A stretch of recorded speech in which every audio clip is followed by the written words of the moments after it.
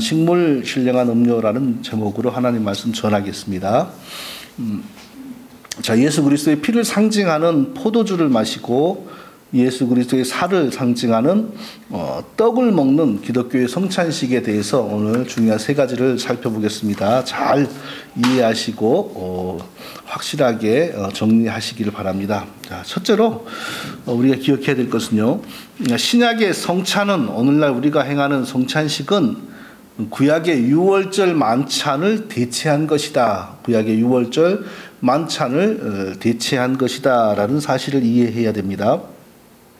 자, 구약에서 중요한 의식들이 있었죠. 구약의 중요한 의식들은 전부 예수 그리스도하고 연관됩니다. 장차 오시어서 예수님이 행하실 일을 그 시대의 방법으로, 그 시대 사람들은 정확히 이해를 못했죠. 하라고 하니까 그렇게 했을 가능성이 높죠. 이제 소수의 사람들은 이해를 했겠지만 그렇게 했죠. 근데 나중에 알고 보니까, 시간이 지나고 보니까 예수님이 오셔서 다 이룩하게 성취하게 되는 겁니다. 그거 보고 모형이라 그럽니다. 모형. 구약에서 중요한 게 할례였어요. 할례는 남자들이 태어나면, 남자 아기가 태어나면 8일 만에 그 피부를 잘라내는 것인데, 여자들은 할례를 하지 않았죠. 여자들은 할례를 하지 않은 이유는 성경에서는 여자가 남자에게 포함되어 있는 존재로 봅니다. 여자는 남자에게 포함되어 있는 존재. 그러니까 남자가 할례를 받음으로 여자가 다, 그러니까 이스라엘의 남자들이 할례를 받음으로 이스라엘의 모든 사람이 할례를 받는 것으로 간주하는 것입니다. 할례의 의미가 뭡니까? 이스라엘 백성들을, 하나님이 택하신 이스라엘 백성들을 하나님의 택함을 받지 못한 다른 민족들과 구별하는 표시였습니다. 할례를 받으면 구원을 받는 게 아니고, 하나님이 자기 백성으로 택하신 이스라엘 백성들을 택함받지 못한 이방인들과 뭔가 구별하는 게 할례뿐만은 아니었지만 가장 대표적으로 구별하는 것이 바로 할례였습니다. 그러니까 할례를 받지 않았다 이 말은, 이스라엘 백성들에게 할례를 받지 않았다 이 말은 저건 하나님하고 아무 상관도 없는 저거죠, 쓸모없는 인생이다, 이런 느낌으로 해석이 된 거예요. 그래서 소년 다윗이 맨 처음 역사에 등장해서 골리앗을 치러 나갈 때에 뭐라고 합니까? 임금이 너가 뭐 군대도 안 가본 내가 어떻게 저 골리앗을 잡는단 말이냐? 그러니까 다윗이 뭐라냐면, 주의 종이 들판에서 양을 칠 때 사자도 죽여봤고 곰도 죽여봤는데 저까지 것 할례받지 못한 이방인이야 뭐 일도 아닙니다, 깜도 아닙니다, 이러는 거예요. 저까지 거 할례받지도 못한 이방인 저 장수 저거 등치만 크지 저거 깜도 내지 못합니다, 이러고 다윗이 나갔잖아요. 그 다윗의 그 말 속에서 느낄 수 있는 게 뭐예요? 할례받지 못한 이방인은 그 사자나 곰 이런 짐승만 또 못하다, 이런 그런 그 마음의 생각이 거기서 표시가 나지 않습니까? 할례를 받아서 이스라엘 백성들이 구원을 받는 게 아니라 하나님 백성 되었기 때문에 이방인과 구별하는 할례를 꼭 받아야만 했던 것입니다. 그런데 진정한 하나님의 백성은 어떻게 탄생합니까? 예수님의 십자가를 통하여 탄생하잖아요. 나중에 예수님의 십자가의 피를 통하여 진정한 하나님의 백성이 이제 생산되고 일어나지 않습니까? 그러니까 구약의 할례는 예수님이 오기 전까지 임시로 하나님 백성들을 표시하던 겁니다. 그래서 예수님이 오시고 나서 십자가에 죽으시고 부활하고 난 다음에는 하나님 백성의 표시가 뭘로 변합니까? 성부와 성자와 성령의 이름으로 행하는 세례로 변하는 겁니다. 더 이상 할례를 행하지 않고 세례로 변합니다. 그리고 또 신약의 교회에서 가장 중요한 게 세례받은 성도들이 참여하는 성찬입니다. 성찬. 구약에도 성찬과 비슷한 게 있었어요. 그게 뭐죠? 유월절, 어린 양을 잡아먹는 유월절 만찬이었습니다. 성찬도 먹고 마시고 유월절 날에도 먹고 마시잖아요, 이 구약 이스라엘 백성들이. 자, 유월절은 어떻게 시작이 되었냐면, 이스라엘 백성들이 애굽에서 400년간 노예살이 하다가 이제 하나님의 은혜로 해방되어서 떠나기 전날 밤에 바로가 계속 강팍한 마음을 가지고 하나님의 말을 안 들었지 않습니까? 별의별 재앙을 내려도 안 들어요. 이스라엘 백성들을 풀어주질 않아요. 그래서 하나님께서 마지막으로 애굽의 모든 짐승의 초태생, 그러니까 어떤 짐승이 새끼를 낳은 것 중에 가장 먼저 태어난 첫 번째 새끼, 그리고 모든 집의 사람의 초태생, 그러니까 사람의 자식으로 태어난 모든 사람들 가운데 첫 번째로 태어난 사람을 하룻밤 사이에 생명을 거둬가는 겁니다. 그러니까 거기서 바로가 이제 두려워 떨고 굴복했죠, 하나님께. 근데 이스라엘 백성들 집에는 어떤 짐승이나 어떤 사람도 안 죽었어요. 왜 그랬냐면 하나님께서 그날 미리 뭐라고 말씀하셨냐면은 너희가 살고 싶으면 어린 양을 잡아서 그 피를 대문 위에 발라라. 그 대문 위에 어린 양의 피가 있는 것을 보면 내 죽음의 사자가 들어가지 않고 넘어갈 것이다. 그 이스라엘 백성들은 하나님의 명령대로 어린 양을 잡아서 그 피를 대문 위에 바르고, 그리고 그날 밤에 그 어린 양을 삶아갖고 온 가족이 급하게 막 마치 무슨 전쟁터에 쫓피난 가듯이 급하게 그것을 다 먹어서 없애요. 그리고 다음날까지 남겨놓으면 안 돼요. 그 어린 양의 살을. 만일에 다음날까지 남으면 다음날 또 먹으면 안 돼요. 불에 태워서 없애야 돼요. 하나님이 그렇게 시켰어요. 이게 바로 다 모형이죠. 대문 위에 어린 양의 피가 있는 것을 보고 하나님이 그 집에는 심판하지 않고 그냥 넘어가신다. 무슨 모형입니까? 장차 예수 그리스도가 십자가에서 죽으시고 그 피를 흘리시는데 그 죽으심과 피 흘리심의 공로를 의지하고 그 효력을 덧입는 사람은 하나님이 심판하지 않는다. 그거잖아요. 구약 백성들에게 어린 양을 잡아서 먹어라 라고 하신 것은 교육입니다. 이 어린 양처럼, 죽음을 당하는 어린 양처럼 진짜 구세주가 와서 죽음을 당하는 일이 오고 있다. 그런 그날이 오고 있다. 이거 가리킨 겁니다. 그리고 이제 예수님이 십자가에서 피 흘리심으로 우리의 완전한 구원이 이제 이루어졌으니까 그 예수님이 오시기 전에 예수님을 상징하는 모형이었던 그 양을, 죽임당하는 양을 잡아먹는 그 일은 없어진 거죠. 없어졌으니까 이제 그 대신 십자가에서 흘리신 예수님의 피와 그리고 십자가에서 찢기신 예수님의 몸을 상징하는 떡을 먹는 성찬식이 그 자리를 대신한 겁니다. 자, 그러면 신약의 교회의 하나님 백성들에게 성찬식은 이것은 선택의 문제일까요? 아니면 의무일까요? 절대 이건 선택의 문제가 아닙니다. 나는 하고 싶지 않아요. 이렇게 할 수 있는 문제가 아니에요. 그걸 어떻게 할 수 있습니까? 구약의 이스라엘 백성들 중에 하나님이 오늘 밤에 내가 애굽을 심판할 때에 대문 위에 피가 발라져 있는 집은 내가 심판하지 않고 넘어갈 텐데, 심판받기를 원하지 않는 사람, 심판받아서 자식 죽는 걸 보기를 원치 않으면 누구든지 어린 양을 잡아서 그 피를 대문 위에 발라야 하고, 그리고 그날 밤에는 온 식구가 모여서 그 고기를 전부 먹어서 없애야 된다. 하나님이 이렇게 명령했잖아요. 이스라엘 백성들에게 그 명령은, 그 말씀은 선택의 문제입니까? 의무의 문제입니까? 의무의 문제죠. 선택으로 간주하는 사람은 자식이 죽는 꼴을 보는 거예요. 천하없는 누구라도 어린 양의 피를 대문 위에 바르지 않으면 하나님이 그 집에 들어가서 자식을 죽였어요. 그날 밤에. 애굽 사람이라 할지라도 집에 피를 바르면 하나님이 그 집 자식을 안 죽였어요. 이건 선택의 문제가 아니에요. 영생을 얻은 사람에게는, 하나님 백성들에게는 이 성찬식의 문제는 절대 선택의 문제가 아니고 의무의 문제예요. 의무. 이것을 의무로 여기지 않는다는 것은 나는 뭐 예수님의 피나 뭐 살하고 상관없이 살다가 난 지옥 갈 테니까 절대 그런 거 나한테 얘기하지 마세요. 이것을 지금 계속 공표하는 거하고 똑같은 거예요, 이게요. 굉장히, 그러니까 이 신약 교회의 성도에게는 가장 중요한 두 가지 성례가 있는데, 하나는 예수 믿고 구원받은 자가 되었음을 공표하는 세례, 그리고 예수의 피와 예수의 살로 말미암아 내 제사함과 그리고 내 영원히 살게 되었음을 이게 표시하는 성찬식, 이 두 가지가 가장 중요해요. 이건 선택의 문제가 아닙니다. 꼭 해야 할 의무인 겁니다. 이것을 우리가 잘 이해를 해야 돼요. 이스라엘 구약 시대에 누구라도 할례를 받지 않으면 하나님이 죽였습니다. 그 할례가 지금 세례로 바뀌었고요. 구약 시대에 누구라도 예수님을 상징하는 그 어린 양의 피를 대문 위에 바르지 않으면 하나님이 그 집에 들어가서 자식을 죽였어요. 애굽에서.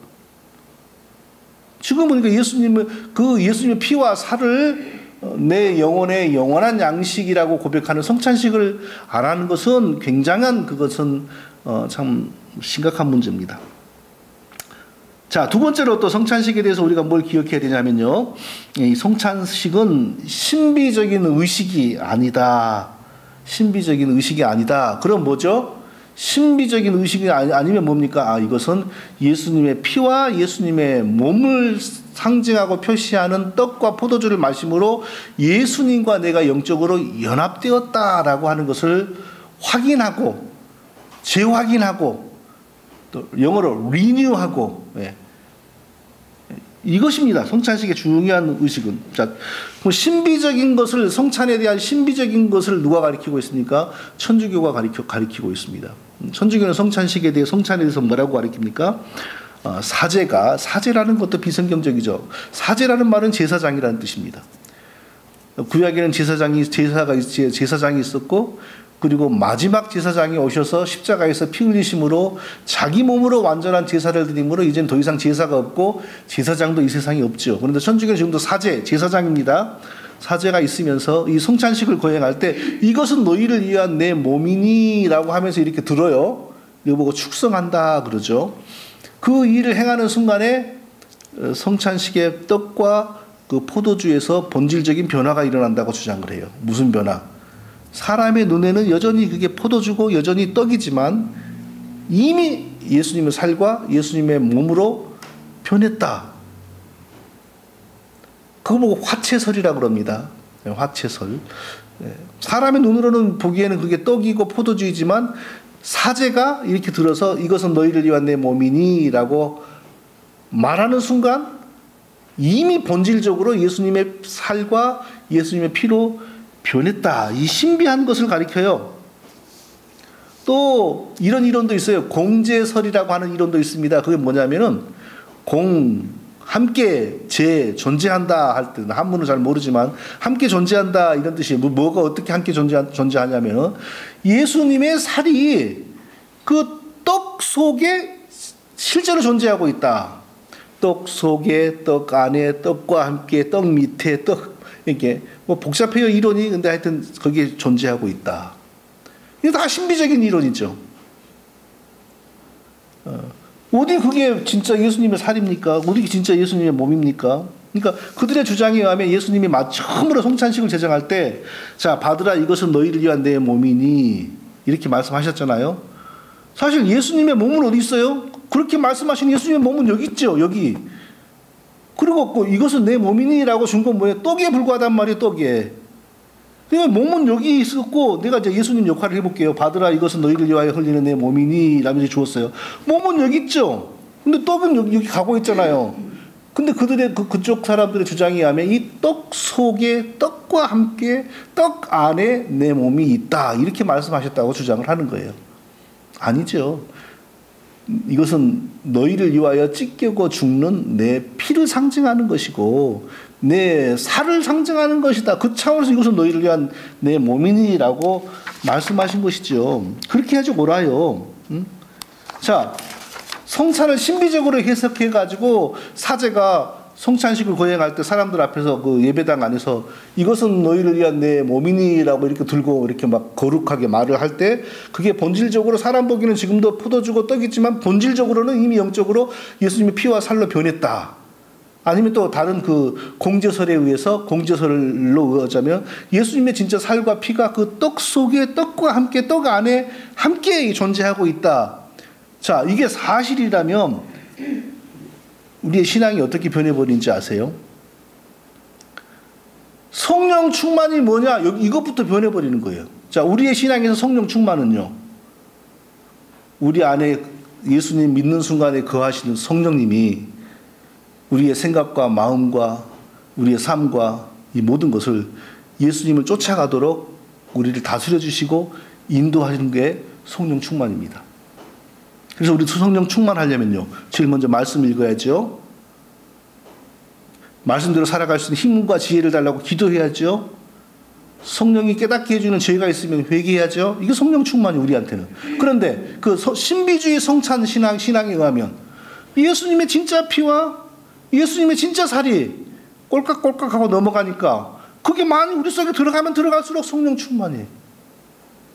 이게 바로 이 잘못된 신비주의 성찬 신앙으로 말미암아 벌어지는 엄청난 이 미신입니다. 또 더 무서운 미신이 또 벌어져요. 왜?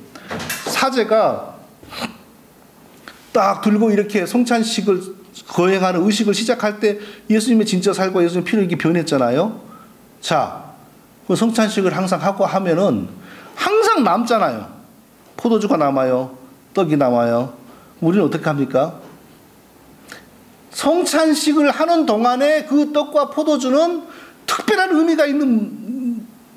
의미가 부여되는 빵이고 포도주잖아요. 그러나 성찬식이 딱 끝나면 보통 포도주하고 보통 그 빵하고 똑같아요. 그러니까 밥 먹을 때 그냥 같이 썼던 거니까 또 기도하고 그러지는 않고 그냥 먹잖아요. 먹어서 그렇게 소모하잖아요.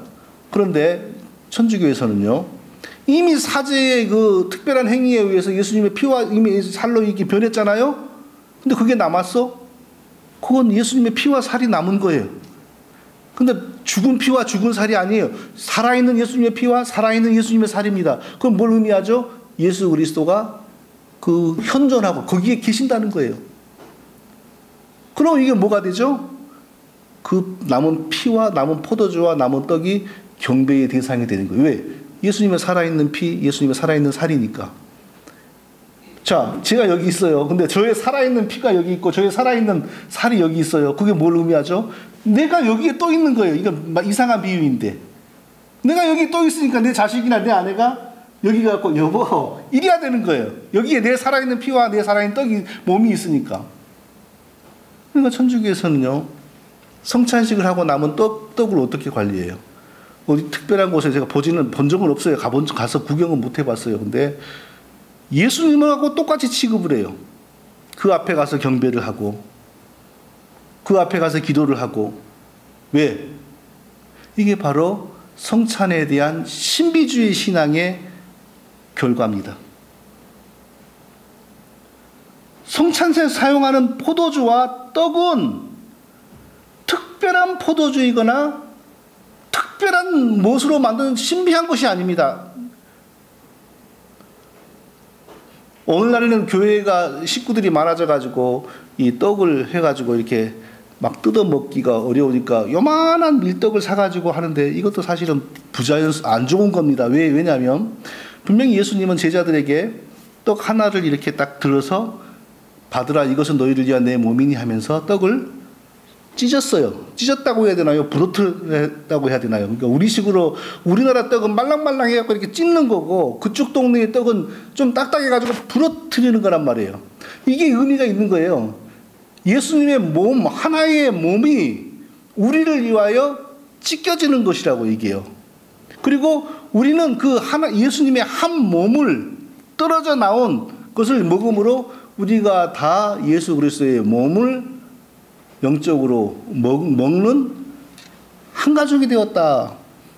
이걸 그 의미가 거기 안에 잘 깊이 배어 있는 거예요. 그런데 오늘날에는 교회가 이제 사람이 많아지니까 이걸 할 수가 없으니까, 그것도 만들기도 힘드니까 어디서 파는 걸 요만한, 이건 뭐 부친 게도 아니고 뭣도 아닌 것을 해갖고 이렇게 되는데, 이게 성찬식의 의미가 완전히, 그러니까 이게 시각적인 효과가 중요한 게 사라져버린 거예요.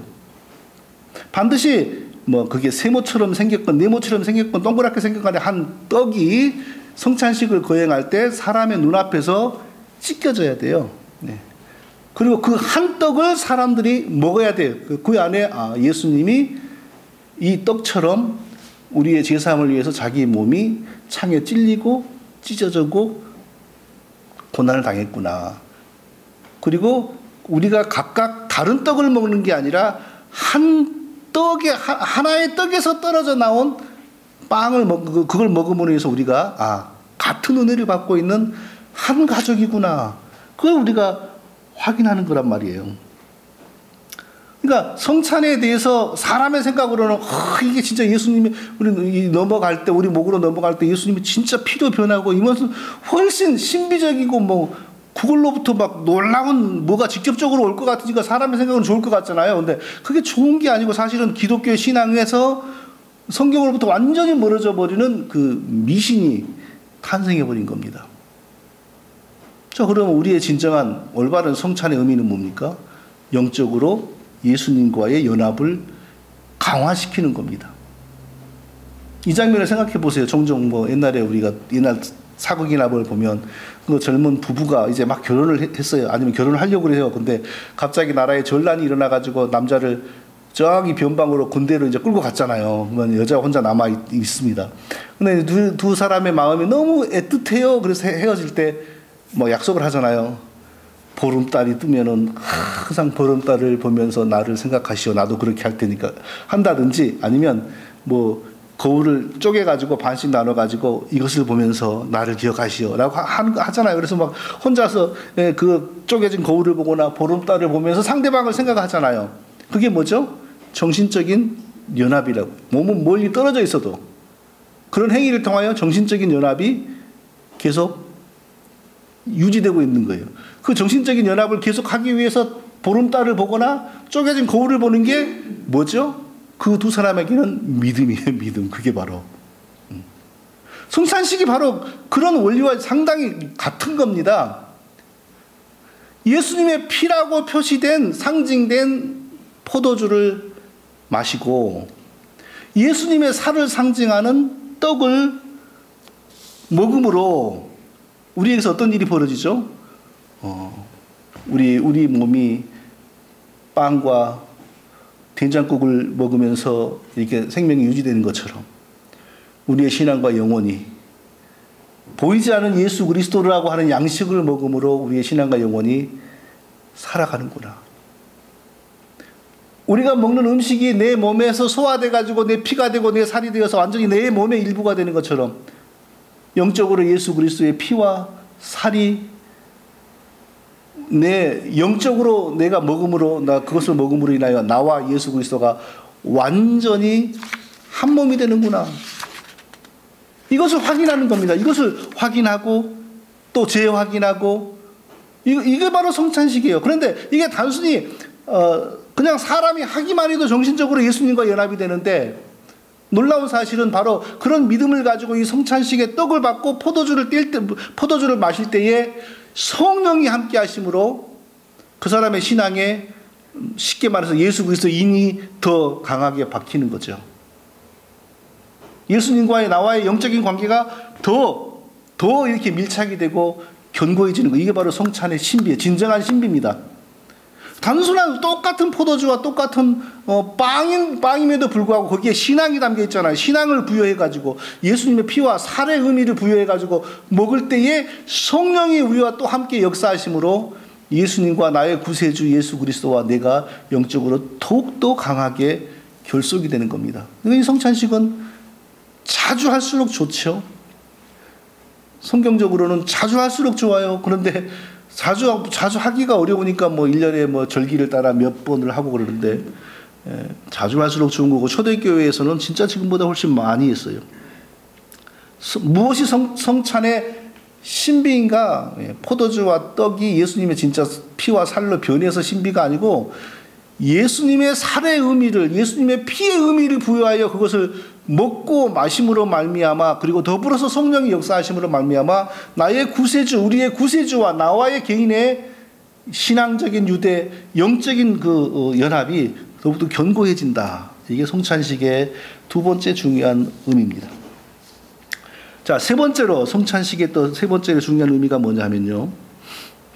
하나님이 우리를 예수 그리스도를 통하여 살렸을 뿐만 아니라 영원히 우리를 보존하시고 영원히 우리를 지켜주신다라고 하는 그 진리가 성찬식을 통하여 자꾸 선포되는 것이 바로 성찬식의 중요한 의미입니다.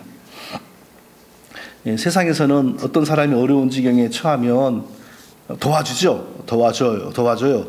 그런데 도와주면은 이제 살려놓으면은 그 다음부터 네가 알아서 살아라, 이것이 세상의 상식이에요. 근데 거기서 좀 더 바라면 이거 살려놨더니 뭐 또 바라네, 이제 거기서 그런 우스갯소리가 나오는 거죠. 예.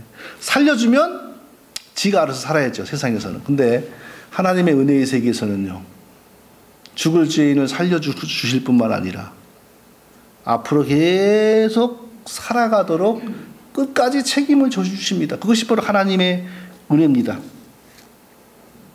자, 그것을 바울이 구약을 인용하면서 세례와 성찬을 설명한 내용에서 우리가 알 수가 있습니다. 이스라엘 백성들이 출애굽했습니다. 400년간 노예살이 하다가 나왔어요. 근데 앞에 홍해가 있지요. 마음이 변심한 바로가 군대를 몰고 오지요. 살 길은 하나죠. 돌아가서 다시 종살이 할 테니까 우리 죽이지 마세요 라고 하는 것 뿐인데, 하나님이 갑자기 바다에 길을 내셔가지고 바다로 통과했지 않습니까? 죽을 자리에서 살아서 나온 거예요. 그거 보고 바울은 바다에서 세례받았다. 그리고 광야로 갔더니 뜨거워서 죽겠어요. 도저히 물도 없고. 근데 하나님께서 구름 기둥을 날마다 펼쳐가지고 서늘하게 살게 해주셨어요. 또 죽을 자리에서 구름 기둥으로 살려준 거예요. 구름으로 세례받았다. 죽을 자리에서 살려주셨어요. 그런데 거기서 하나님의 은혜가 끝난 게 아니라 뭐가 있죠? 매일마다 만나가 하늘에서 부어지는 거예요. 그냥 죽을 자리에서 살려만 주는 게 아니라 계속 살 수 있도록 하나님 만나를 주세요. 또 어떤 곳에 가니까 진짜 물이 없어서 죽을 것 같았어요. 그러니까 하나님 반석에서 샘물이 솟아나오게 해가지고 샘물을 또 이스라엘 백성들이 마시게 해요. 이것이 바로 성찬식의 모형이라는 거예요. 이게 바다에서 살려내놓고 거기서 끝나는 게 아니라, 그 은혜가 거기서 끝나는 게 아니라 계속 살도록 만나를 주시고, 물이 없으면 반석을 쪼개어서 샘물을 만들어서도 먹이시고,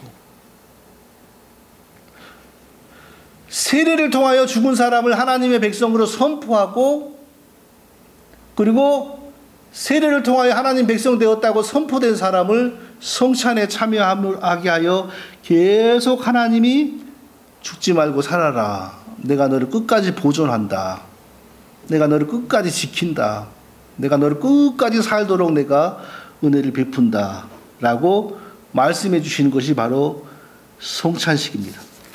그러니까 성찬식이 얼마나 우리에게 복되고 귀한 겁니까?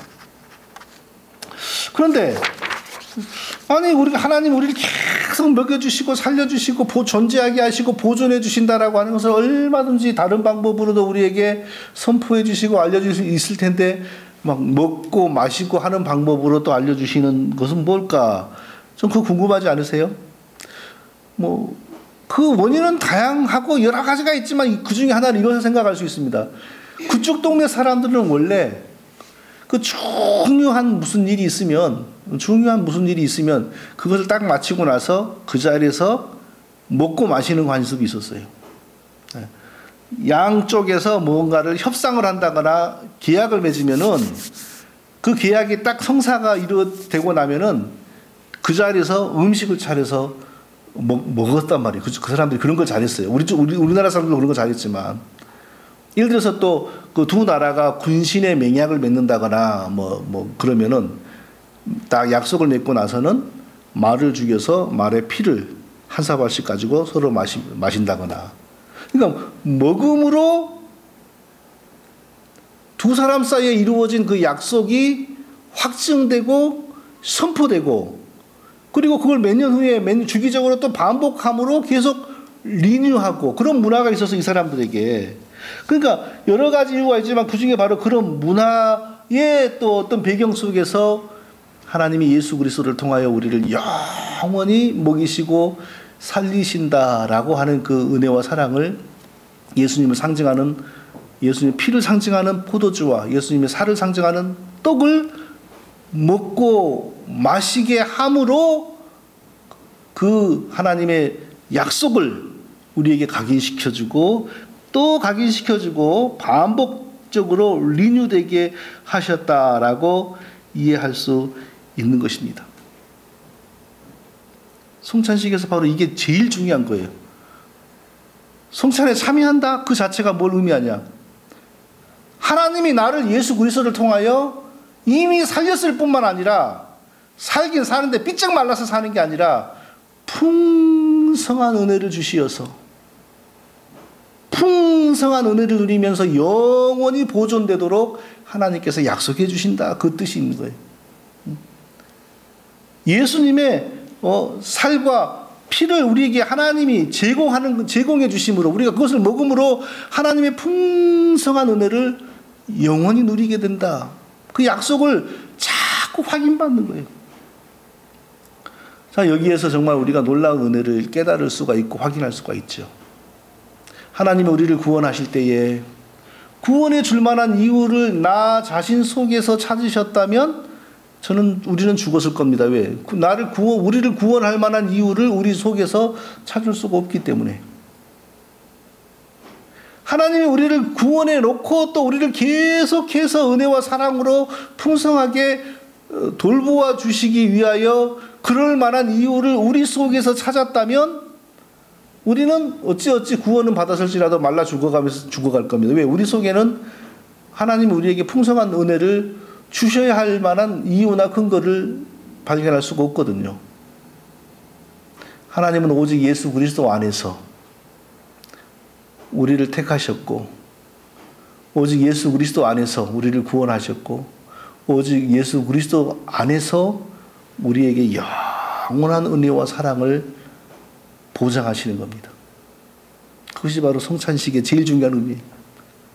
예수 그리스도의 피를 통하여 예수 그리스도의 살을 통하여 내 피가 아니라 내 살이 아니라 나의 공로나 나의 노력이 아니라 나를 위하여 흘리신 예수님의 피, 나를 위하여 죽으신 예수님의 살, 이 은혜 안에서 하나님은 영원히 우리를 자기 백성으로 대하시고 우리를 배반하지 않으시고 우리를 버리지 않으시고 끝까지 우리를 보존하시고 끝까지 우리를 먹이시고 끝까지 우리를 살려주신다. 이 약속이 성찬 시기를 참여할 때마다 리뉴되고 또 선언되고 또 보장받고 그러는 겁니다.